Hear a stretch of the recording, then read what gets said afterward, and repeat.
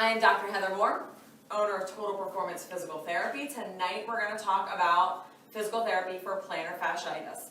As always, if you want to like, comment, leave a question, we'd be certainly happy to answer it. This comes from a consultation request that we got, so we wanted to go through some things you can do for plantar fasciitis. So let me first of all start by saying that it is very important that when you have plantar fasciitis or you've been diagnosed with plantar fasciitis that you watch your footwear. You are not going to come for physical therapy twice a week, 3 times a week, and be able to wear your flip-flops, bare feet, and walk on the sand. A lot of what we do here is education, and education on what you need to do outside of here to make sure that you're getting the most benefit from being in here. A lot of times it does take changing your lifestyle a little bit in order to have success with physical therapy or with overcoming any injury. So it's really important to make sure that you are watching what footwear you're using. You cannot walk barefoot. You cannot walk on the sand without your sneakers. You cannot wear flip-flops. I know in the summer that's a really hard conversation to have with people, but if you come in here for an hour and then 23 hours outside of here you are, walking bare feet or, in the sand, you're not going to get better. There's nothing I can do. Don't waste your time. Don't waste my time.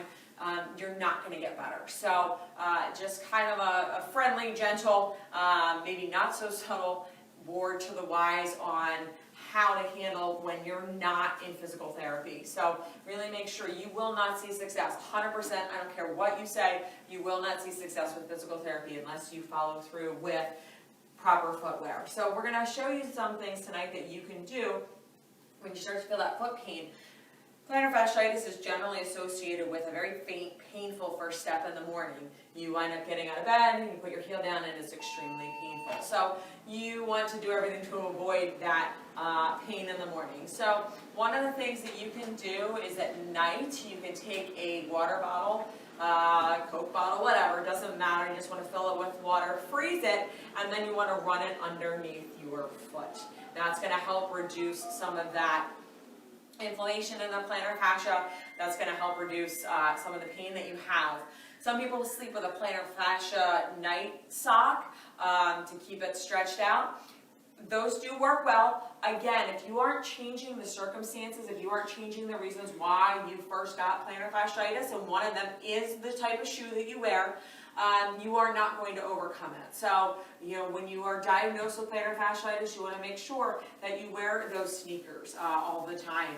Even if it means getting a note from your physical therapist, if your job requires you to wear some sort of dress-up shoes, that you are in your sneakers and you're really adhering to having that supportive shoe as opposed to a non-supportive shoe. So, but there are night splints you can wear. Honestly, I find they work about 50% of the time, but a lot of times people are in a lot of pain when it comes to plantar fasciitis, so they want any relief they can get.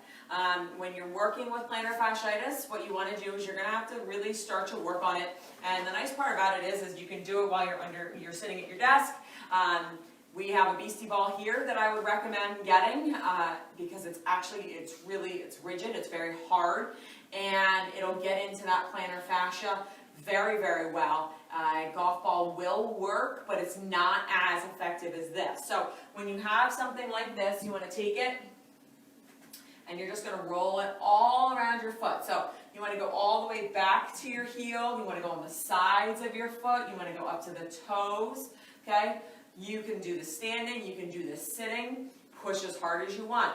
When you're very sore and you have a plantar fascia issue, you're not going to be able to push as hard. It's going to be very painful. So just push as hard as you can. You want to do this about 5 minutes. All right, nothing too long, but you want to do it a couple times a day. Again, you want to break up that inflammation, and how you do that is not by doing this 20 minutes at one shot and then not touching it again until you go back to physical therapy. You do that by doing it 5 minutes here, 5 minutes there, a couple times throughout the day to help break up that plantar fascia. The next thing you want to do is you want to do a stretch. All right, and all this is you can do it this way, which is a little bit gentler, or you can find a wall and put your toes up against it and slide down. This is a little bit more aggressive than this. This is not a calf stretch, so you're not going to feel anything in the back of your leg. You're going to feel something underneath your foot. It's going to stretch that plantar fascia. And again, you can go as far as you want, okay? Rolling onto that big toe to really get the biggest stretch out of the plantar fascia. If you have pain in the bottom of your foot, you may only go here. That's okay. You want to hold that about 30 seconds. You want to do 6 of those. This is something, again, you can do underneath your desk, wherever you feel comfortable, but you want to make sure that you do it a couple times a day. And then the last one you're going to do is going to be to stretch that heel, to stretch that Achilles tendon. So you want to do that calf stretch. Now some of you can prop your toes up on a step and then drop your leg down. Some of you can just put your foot behind you and lunge forward.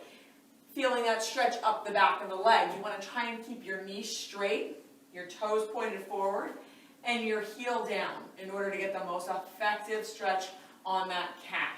Once you start to bend your knee or turn your toes out, you're not getting that effective stretch on the calf. And it's really important in order to do that, to loosen up that Achilles tendon.